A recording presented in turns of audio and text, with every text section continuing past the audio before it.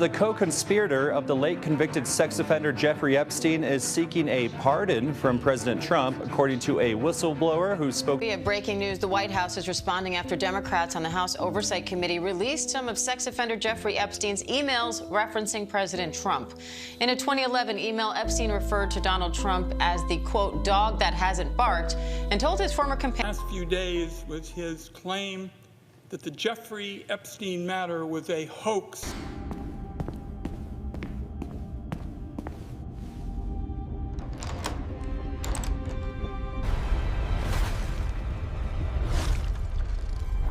Come, sign your soul away.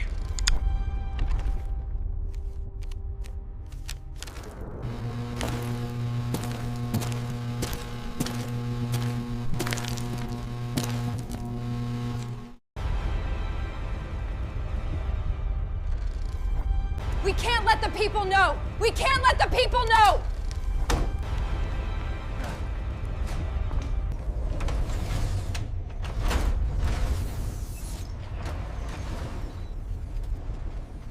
We are out of time. They don't even know it's coming. We are out of time. They don't even know it's coming.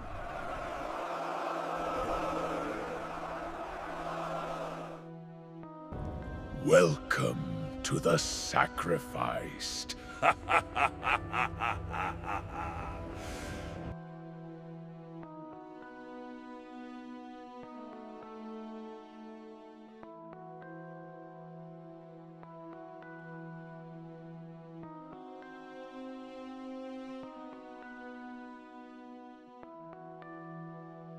Have you ever had a personal relationship with Donald Trump? What do you mean by personal relationships? Have you socialized with him? Yes, sir. Yes? Yes, sir. Have you ever socialized with Donald Trump in the presence of females under the age of 18?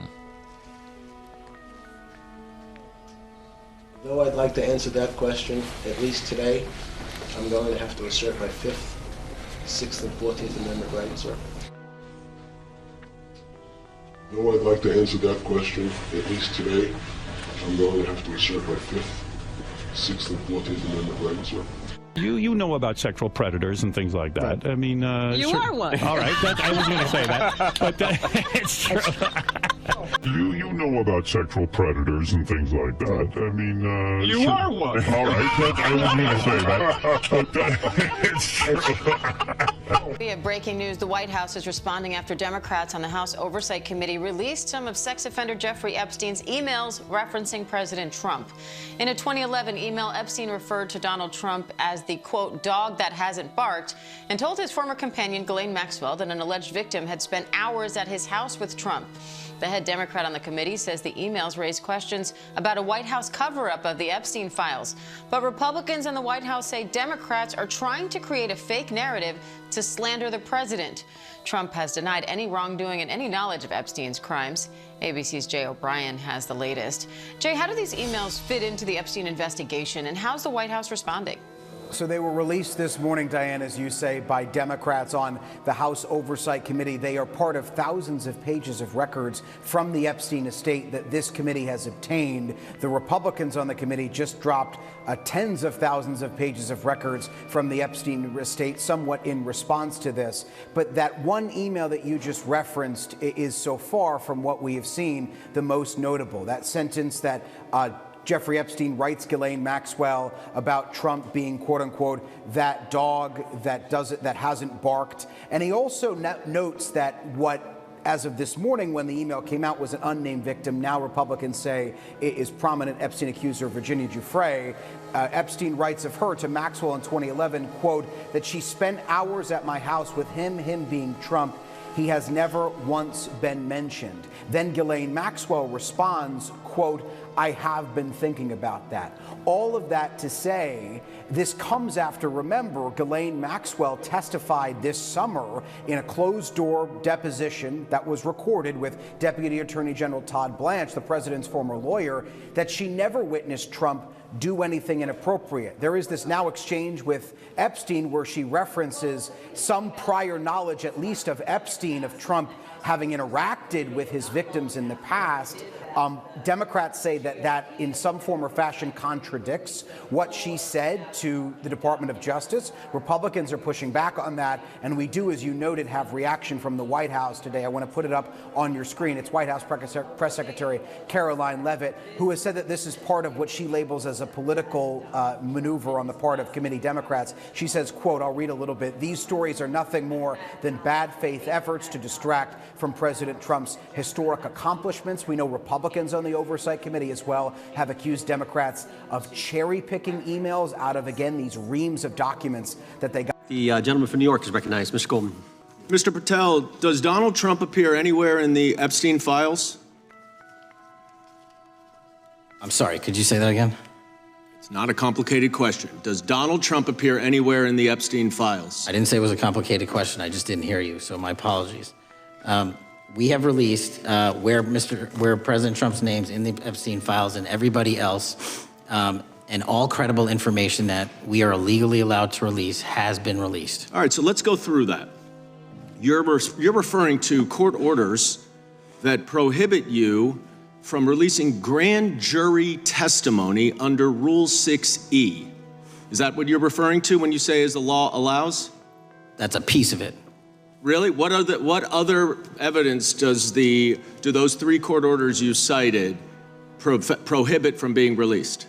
Information that was collected pursuant to those search warrants that were limited in fashion. Wrong. That's not what the court order says, and that's not under 6E. And you're talking, and I said that's 6E, and I said there was others, and I'm answering that. There are sealed court order documents. There are protective orders. They are unsealed as part of discovery given to Ghislaine Maxwell. They are no longer sealed. That's just not true. We can argue about it all you want. Okay, well, you agree that there are, so your testimony here is that the reason why you are not releasing all of the videos that you have acknowledged, there are so many, and that the FBI spent thousands of hours of reviewing, the photographs, the photographs that you have. You're saying that you're not releasing those because there's a court order requiring them to be sealed? Is that your testimony? Never said that about the videos. On the totality of the videos, of the thousands of images that were seized pursuant to the search warrants executed at the time,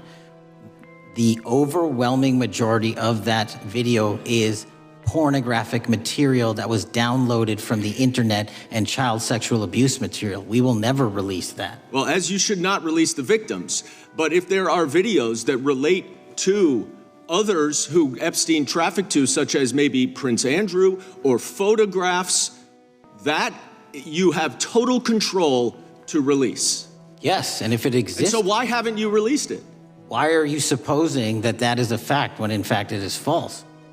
Are you saying that... You're saying that none of the videos relate to anything relevant to the Jeffrey Epstein trafficking ring? Every single video that we have collected pursuant to the prior search warrants has been examined for the last 10 years.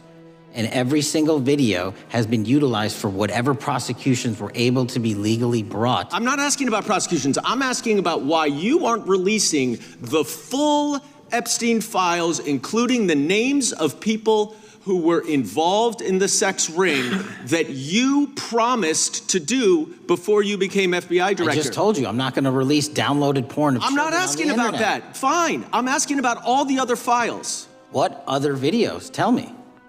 Tell me. That's what I'm asking. Tell me. You're saying there are no videos that would be relevant to anyone else involved in the Jeffrey Epstein sex ring. Pursuant to Mr. Acosta's collection of information based on the search warrants. That's all we have in our possession. And I'm asking you, that stuff. That's all we got. I'm not asking all you got. I'm asking you, in that stuff, there's nothing that's related to any other sex traffic, any other people engaged with Epstein in underage sex. That's correct. To my knowledge, no. Okay. Let's talk about the witness interviews. 302s of witness interviews.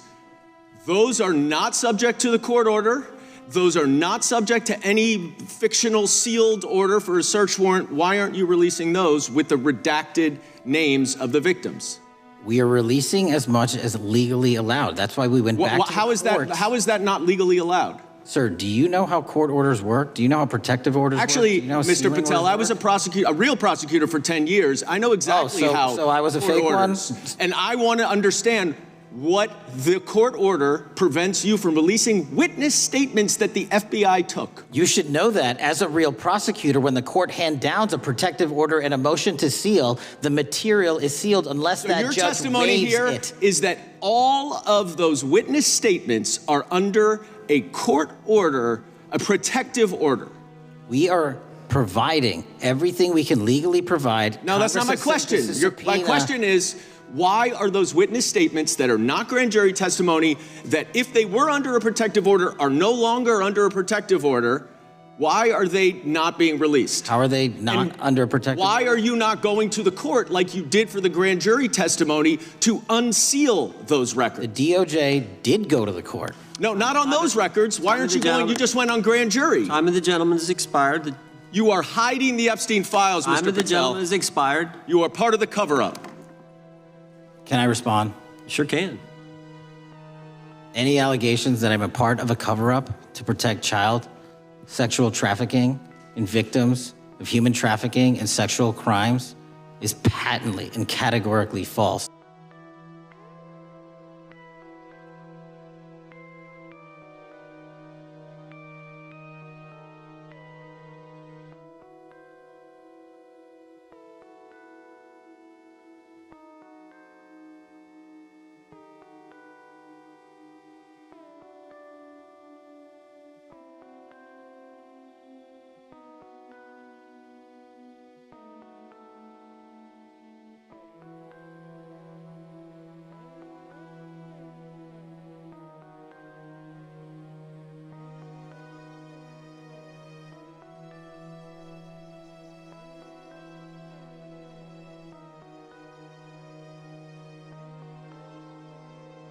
Ghislaine Maxwell, in her own words, describing life in her new prison home. I feel like I have dropped through Alice in Wonderland's looking glass, she writes, of federal prison Camp Bryan, according to emails she sent to friends and family reviewed by NBC News. I am much, much happier here, she writes. Maxwell is serving a 20-year sentence for recruiting minors to be sexually abused by Jeffrey Epstein. The emails obtained by the House Judiciary Committee investigating allegations of special treatment, written by Maxwell after an abrupt and unusual transfer from a low-security facility in Florida to this all-women's camp in Texas, typically reserved for white-collar criminals. The move came amid backlash over the DOJ and FBI announcement in July that a review found no incriminating client list. Soon after, Maxwell met with Deputy Attorney General Todd Blanche. Did you know of the existence of any such list?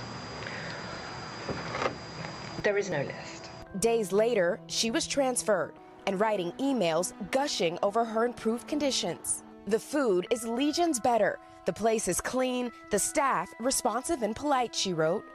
Saying in another, you are not allowed to steal, beat people up, and attack them with homemade weapons. The Justice Department, which oversees federal prisons, declined to comment. Maxwell's attorney saying in a statement, it's time to get over the fact that she's in a safer facility. We should want that for everyone. The family of abuse survivor Virginia Roberts Giuffre, who later died by suicide, saying, we strongly reject the notion that a convicted child sex trafficker should reside in a residential neighborhood shielded by fences instead of bars. Donald Trump has made some far-fetched statements over the last few months, but a stunner in the last few days was his claim that the Jeffrey Epstein matter was a hoax and a scam. Here is why the president is wrong.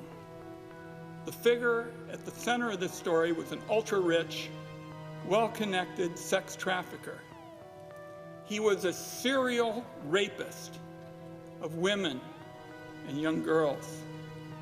And for some reason, the Trump administration, that claimed they'd be the most transparent administration ever, turned on a dime. The President had run on a campaign with a promise to expose the Epstein files.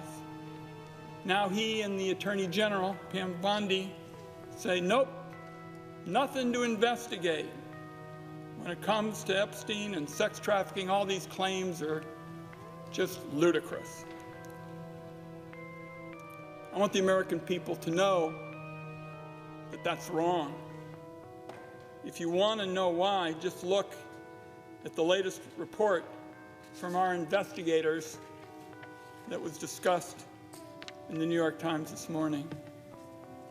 Now, somewhere in the Treasury Department, Mr. President, locked away in a cabinet drawer, is a big Epstein file that's full of actionable information.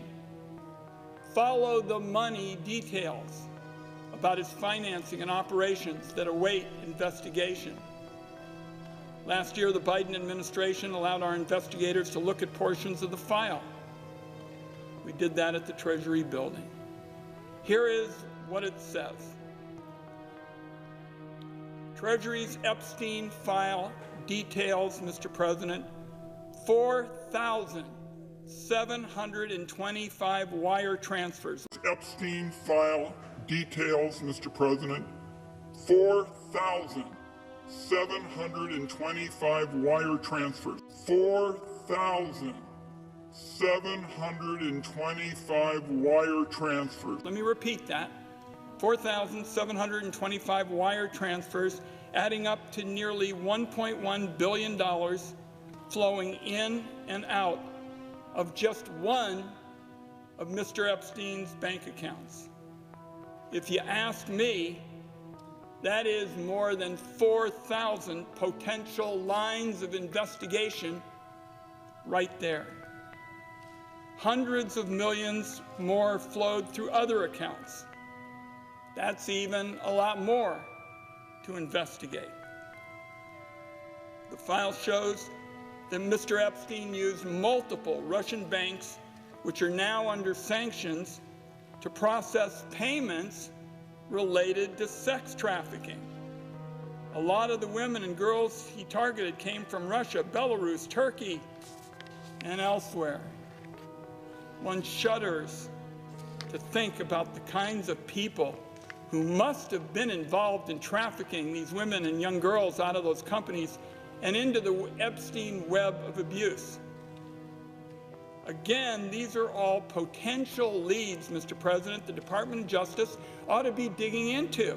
It's a scandal that will not go away, and now President Trump is lashing out at the Wall Street Journal for claiming that he once sent a 50th birthday card to financier Jeffrey Epstein that contained a body doodle. Jim Murray reports.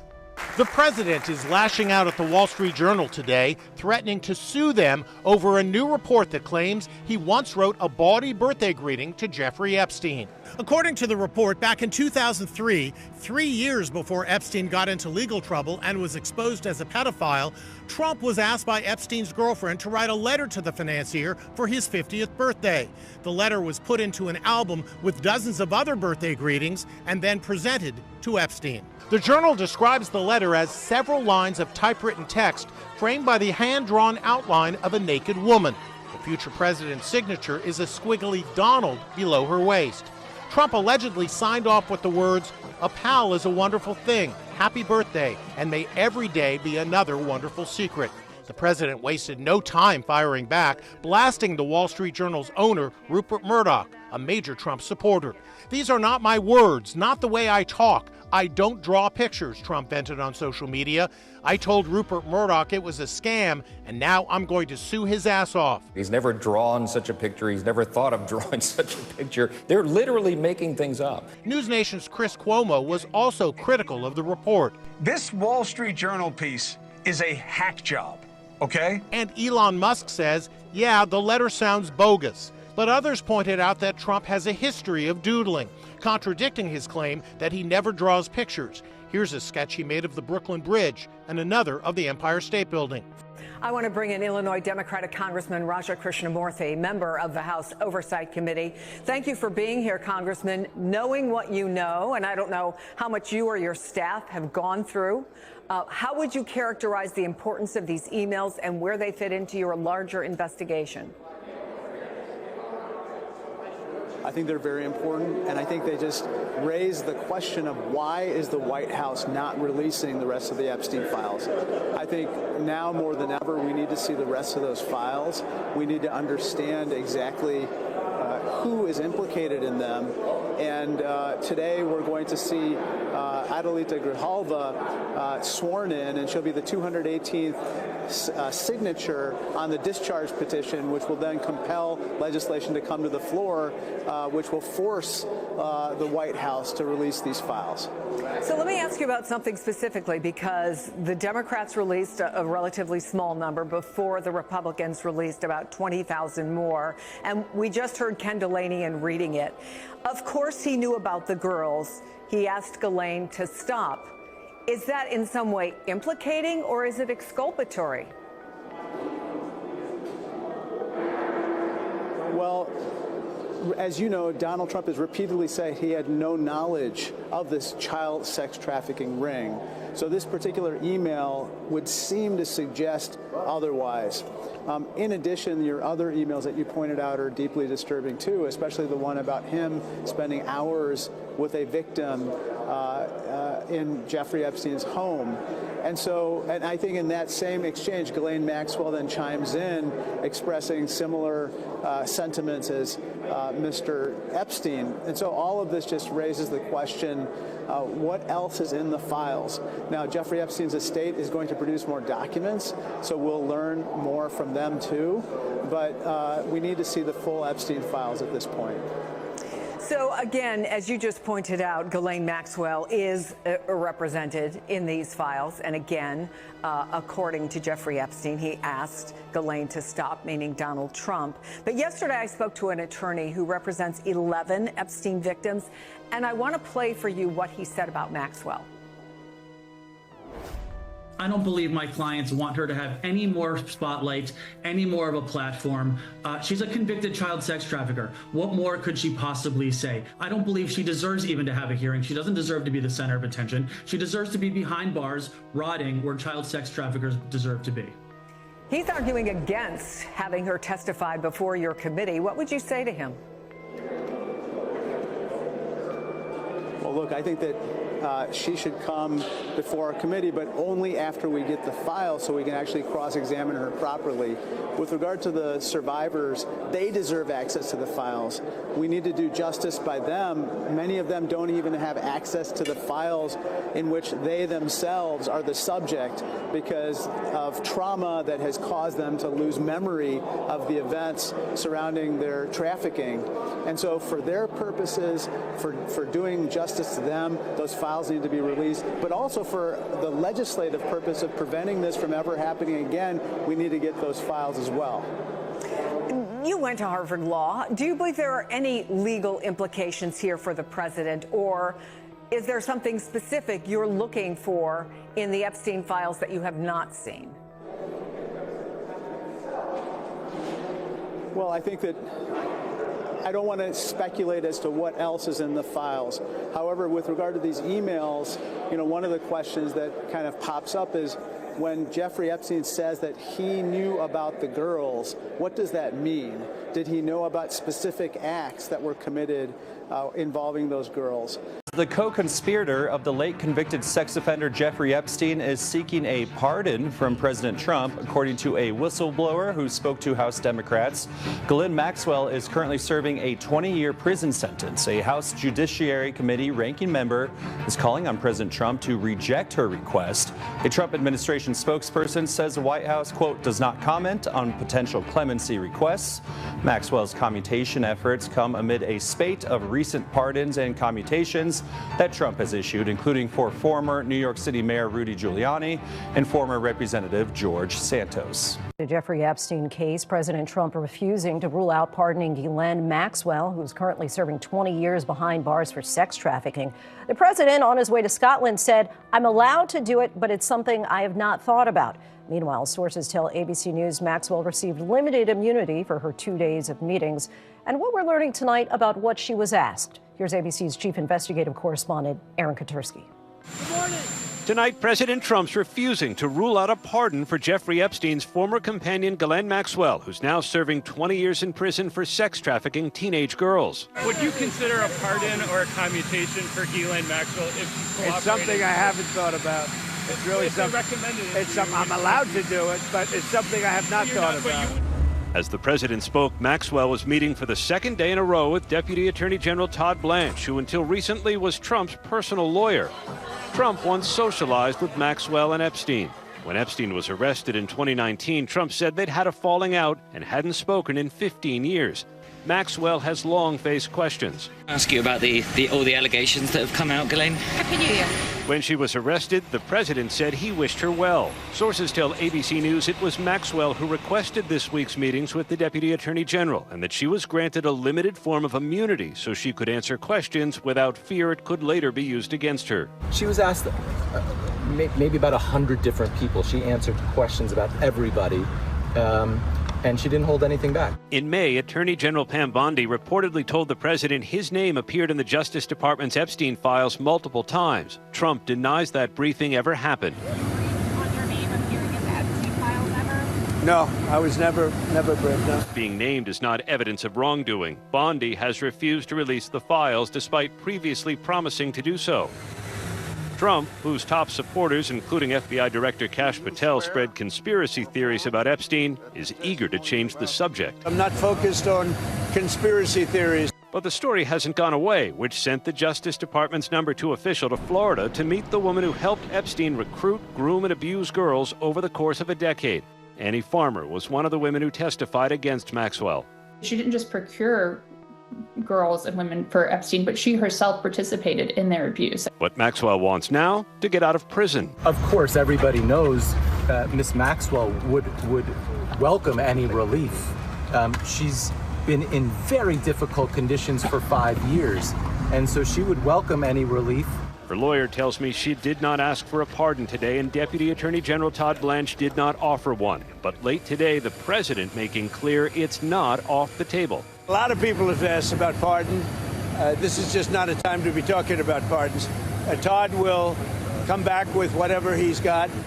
The Deputy Attorney General said, Lindsay, he would share what he learned from Ghislaine Maxwell at the appropriate time. And we should note, Lindsay, meetings like this with law enforcement officials are often recorded. We should note, Lindsay, meetings like this with law enforcement officials are often recorded. So a lot of the information we have now coming out about these intelligence ties do come from private correspondence between Barack and Epstein, which were leaked by hackers some years ago and posted online, but have never really been analyzed in great detail, but shed profound light on Epstein's ties, not just to Barack, but officials all over the world in foreign governments in Africa and Central Asia and Europe and Russia, whom he was helping connect Barack with. Interestingly, Barack was relying on Epstein's support rather than vice versa, despite the fact that Barack was a very powerful figure in the Israeli security establishment. And so these emails, in addition to House disclosures, which also point to the same information, showed that this intelligence agent, who was a longtime military intelligence agent in Israel, who was Barack's chief aide for many years, lived at Epstein's house for significant stretches of time, weeks at a time, between this period of 2013 2015. He was staying in Epstein's house. We don't know specifically from the communications what they may have been working on or what his role may have been there, or the reason he was staying at his house. Barack would also stay at his house sometimes to hold meetings and to do business in New York. That was facilitated by that. But we do see that they were corresponding, and at one point Epstein does transfer money to Cohen. And there is also communication between Barack and Cohen in the inbox, which we believe is coded communication, perhaps referring to dead drops of information or something else in New York City that they're engaged in. It's hard to tell, because part of the reason that this correspondence is interesting is that we knew from the Snowden disclosures many years ago that Barack and Cohen were being surveilled by the NSA in New York around this time, or in the United States around this time. So whatever they were doing with Epstein, or in his house, in New York, amongst each other, with money, with sharing information or data or packages or something else, it was taking place in this period. And again, the interesting thing is that even if one would not look at the emails and keep those separate, this information is in the House disclosures. In Jeffrey Epstein's calendars, it's mentioned the Cohen's coming and going from his home and the day of his departure, that he was staying, how long he was staying for. So this is stuff that the media could be covering, the broader media could be covering. It's just escaped attention for reasons which, one can speculate, or it's hard to say exactly. But we're going to continue drilling down this, not shying away from the political implications of his activities, Epstein's activities, and the ties he had with powerful figures like Barack and intelligence agents like Cohen. The leaked emails showed that the former Prime Minister, Ehud Barak, bookmarked a private initiative with Oracle's Larry Ellison. Can you talk about the significance of this initiative? So what we saw from the email is effectively that around the time that Epstein and Barack were corresponding, that Cohen's activities in New York at Epstein's home were going on. Barack himself had gone on to have a separate meeting with Larry Ellison. Now, Larry Ellison is a very well-known pro-Israel donor. He's a billionaire and founder of Oracle. Currently, he's involved with his son buying up much of the American media. We've done other reporting on Ellison, drawn not from this database, but from a separate database of communications, which are also leaked and are posted on a website called the Distributed Denial of Secrets. And they show that Ellison had been very involved with the Israeli government and other facets, helping, in a way, shape the American political system for Israel. He was helping vet political candidates at the behest of Israeli officials for their favorability towards Israel to determine who he give money to. So we don't know from the correspondence with Barack what he was discussing with Ellison at that time, or what the private initiative may have been. There's no further, not everything was discussed by email. A lot of things were discussed by phone, so not everything is documented in that manner. But we do know that Ellison was very closely involved in promoting the perceived interests of Israel in the United States at that time, and Barack was doing the same thing. And interestingly, Epstein was doing the same thing. Epstein was helping Barack facilitate Israeli interests around the world, different countries, helping him refine his pitches, connecting with people. If there's a silver lining to the Democrat shutdown deal, it is that Speaker Mike Johnson is forced to undissolve the House of Representatives after 7 straight weeks of recess. And with the House back, Speaker Johnson must swear in Arizona Democratic Congresswoman-elect Adelita Grijalva tomorrow. She says she will provide the 218th signature on a discharge petition to force a vote on releasing the Jeffrey Epstein file, something Johnson has been pretty desperately trying to avoid throughout the shutdown. This all comes as we learn from a whistleblower that the only person involved in Epstein's crimes to ever be convicted of engaging with those crimes is Ghislaine Maxwell, now plans to ask Trump for a commutation after receiving weeks of, quote, concierge-style treatment in prison. Congressman Ro Khanna is a Democrat of California. He and Republican member Thomas Massie filed the discharge petition in September. Congressman Khanna joins me now. Congressman, I guess, one of the things I learned during the course of this is that a discharge petition, people can take their names off it before it hits 218. But once it hits 218, it is locked. And I wondered how much jockeying was happening behind the scenes. Is it your expectation that tomorrow Congresswoman Grijalva gets signed in and it gets to 218? Yes, but it's not done until it's done. And there's a tremendous amount of White House pressure on a couple of the people, in particular, the Republicans who signed the petition. My expectation is it holds. Adelita Grijalva signs it. And then we have a vote 7 days later. December 3rd is when we're targeting for a vote of the full release of the Epstein files. How central do you think your efforts to force that vote were in the response of Mike Johnson taking this truly unprecedented step of essentially keeping Congress out for 2 months? unfortunately, it was the cause of it. I mean, you know, it pains me because people are going without food stamps, people are going without pay. All of that could have been resolved if he had just had Congress in session, because we would have been paying the troops, we would have been extending SNAP. And here's the dispositive fact, Chris. If it wasn't because of Epstein, he could have still shut down Congress and just sworn in Adelita Grajova. The fact that he didn't swear her in is the reason that he shut this thing down. I want to ask you about some of this reporting we've seen about Ghislaine Maxwell. And I have to say, read a lot of news stories every day. My blood pressure stays pretty regulated because there's a lot of bad stuff happening. But the reporting about Maxwell made me pretty personally angry. I mean, this is the original sin of the Jeffrey Epstein saga, is that he was caught preying on girls and was cut a sweetheart deal that allowed him to keep doing it. The only person now who has been brought to account for those crimes, Ghislaine Maxwell, was taken out of the prison she was in after she gave an interview to the president's personal lawyer. A waiver had to be signed by the Department of Prison to put her in a minimum security prison, and this is what's happening there. Maxwell has received customized meals personally delivered to her cell, after-hours time in a private exercise area, and access to a service puppy. Maxwell was also afforded private meetings with visitors arranged by the warden, complete with snacks. This is Jamie Raskin, your colleague, writing a letter about this to Trump. The deference and servility to Ms. Maxwell have reached such preposterous levels that one of the top officials of the facility has complained he is sick of having to be Maxwell's bitch. What do you make of this report? Well, it doesn't just get your blood boiling, Chris. You know whose blood it got boiling is the survivors, because I was with them in a press conference in front of the Capitol, and I'll be with them with Thomas Massey in front of the Capitol again next week. And we were saying, look, let's talk about the Epstein file release. Let's talk about all the rich and powerful men who were involved in this abuse. And they would keep bringing up this Maxwell pardon. Let's talk about all the rich and powerful men who were involved in this abuse. And they would keep bringing up this Maxwell pardon. A whistleblower is telling the top Democrat on the House Judiciary Committee that Jeffrey Epstein accomplice Ghislaine Maxwell is getting special treatment in prison and actively preparing a commutation application.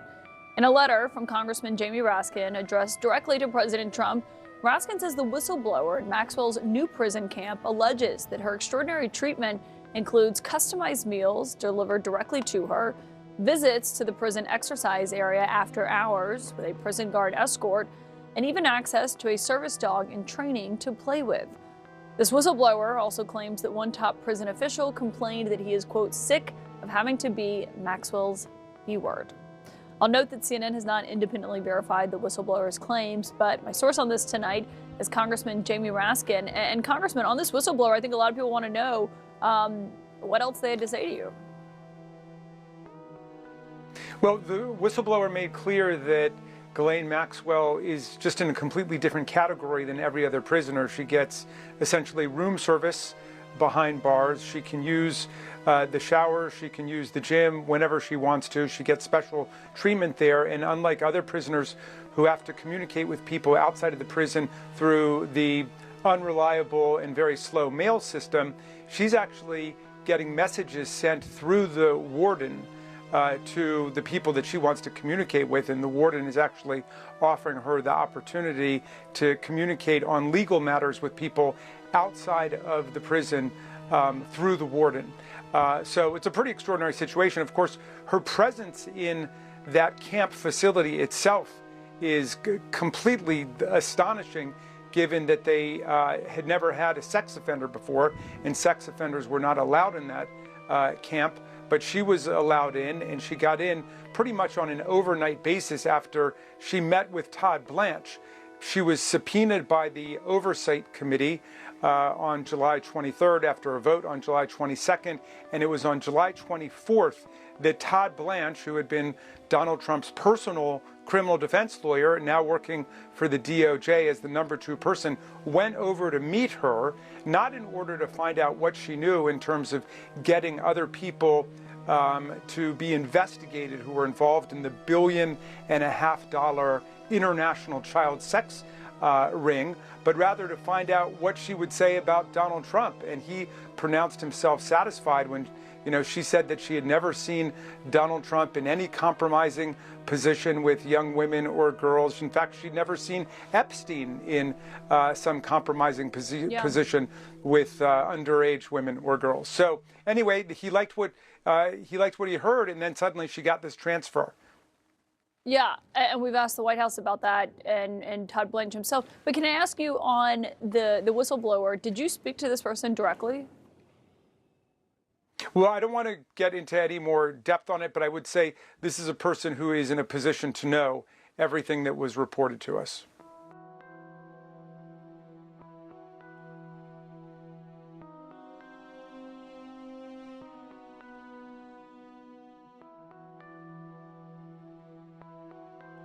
This may be the most politically explosive raid ever undertaken by the FBI. It's a stunning development. The FBI executing a search warrant at Donald Trump's Mar-a-Lago property in Palm Beach, Florida, the place Trump has called the Southern White House. Trump himself revealed the news overnight, calling it an unannounced raid on my home, saying in a statement agents even broke into my safe, and claiming his home, quote, is currently under siege, raided and occupied by a large group of FBI agents. Trump was in New York at the time, not Mar-a-Lago. He ignored questions as he left Trump Tower. Federal law enforcement sources confirm agents executed a search warrant at around 10 a.m. Monday. Sources tell ABC News the action was related to allegations Trump improperly removed documents, including classified documents from the White House when he left office. In January, the National Archives retrieved 15 boxes worth of White House documents from Mar-a-Lago with Trump's cooperation. Sources tell ABC News the Department of Justice had started a grand jury investigation in May into Trump's alleged mishandling of classified information.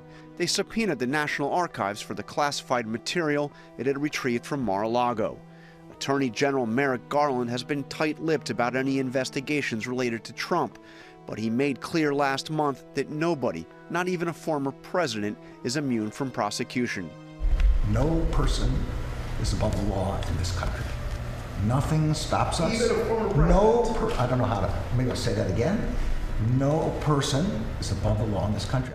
The FBI had no comment, but Trump put out a lengthy statement calling the search politically motivated and attacking the FBI, though FBI Director Christopher Wray was handpicked by Trump to replace James Comey after Trump fired Comey. Law enforcement sources say the search warrant was approved by a federal judge, something that would have required agents to demonstrate probable cause that a crime or crimes were committed. Republican leaders are lashing out at the FBI and the Justice Department. Kevin McCarthy, the Republican leader in the House, for example, putting out a statement saying, quote, the Department of Justice has reached an intolerable state of weaponized politicization. George? John, you called it at the start the most politically explosive FBI search probably in American history, but it's not the first time they've looked at Mar-a-Lago. In fact, George, ABC News has learned that a much smaller contingent of law enforcement agents visited Mar-a-Lago this spring. Trump was actually there at the time. They met with his lawyers, and they did retrieve some documents. Apparently, however, they were not satisfied with what they received at that last visit. Third email in here, John, and this is, again, in regards to Jeffrey Epstein and Michael Wolff. And Michael Wolff emails Jeffrey Epstein, and this is back in December 15th, 2015, so the height of the 2016 campaign, just to put that in perspective for you. And it was the day of a CNN Republican primary debate. And Michael Wolff says, quote, I hear that CNN is planning to ask Trump tonight about his relationship with you, either on air or in a scrum afterwards. And Epstein wrote, if we were able to craft an answer for him, what do you think it should be? Michael Wolff responded at length, John. I'll summarize it, but he said in regards to Trump, I think you should let him hang himself. If he says he hasn't been on the plane or to the House, then that gives you a valuable PR and political currency. You can hang him in a way that potentially generates a positive benefit for you, or if it really looks like he could win, you could save him generating a debt. Now, I'll note, John, we looked at the transcript of that CNN debate from December 2015. There's no mention of Jeffrey Epstein in there. And of course, as I mentioned, Donald Trump himself is not a party to these emails. But what this shows is Jeffrey Epstein mentioning Donald Trump by name multiple times at a moment here in Washington when their relationship has come under incredibly intense scrutiny, John. Caitlin, as you mentioned multiple times, we just don't have the context surrounding any of these emails. But that first email you read, the language absolutely jumps out to me. This is April 2nd, 2011. Epstein writes to Ghislaine Maxwell, I want you to realize the dog that hasn't barked is Trump, blank. And blank here is one of the alleged victims of Jeffrey Epstein. A victim spent hours at my house with him being Trump. He has never once been mentioned. Now, again, we don't have the context surrounding that, Caitlin, but this kind of language from Jeffrey Epstein himself, how often has Donald Trump, what has Donald Trump said about contact he may have had or time he may have allegedly spent with some of Epstein's alleged victims?